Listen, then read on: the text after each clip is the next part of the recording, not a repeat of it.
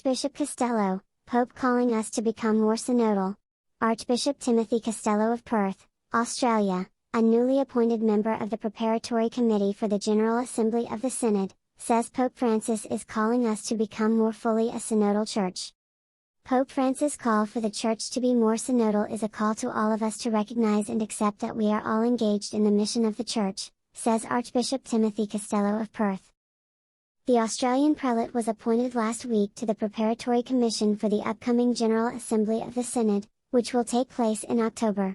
It's all about recognizing that we all have a part to play, Archbishop Costelloe said, explaining that Pope Francis, throughout his pontificate, has been striving to shift the Church's culture to one of active engagement in this task of being the visible sign that Christ is with us. This is an adventure to give yourself to, he continued. I'd hope to be able to encourage people to see it that way. The Archbishop explained that the role of the preparatory is to look at the mechanics of the Synod and how it will operate in some of the various elements of the process. He continued, it's very much a planning body, and a body that's kind of trying to foresee how we might best structure things to make the Synod as successful as it can be.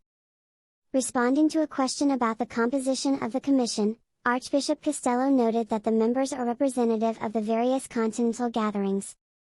I think those members of the Commission are meant to just be a reassurance to everybody that a voice from each continental gathering is part of this preparatory commission, he said. He also spoke about the need for discernment as the Synod goes forward.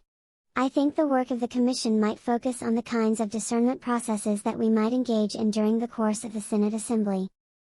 According to Archbishop Costelloe, the challenge for us will be to find a way of hearing throughout the multiplicity of voices.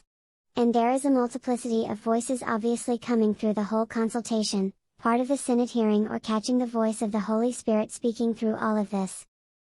That, he said, is the great challenge of discernment. I think it's something that we are learning as we go along.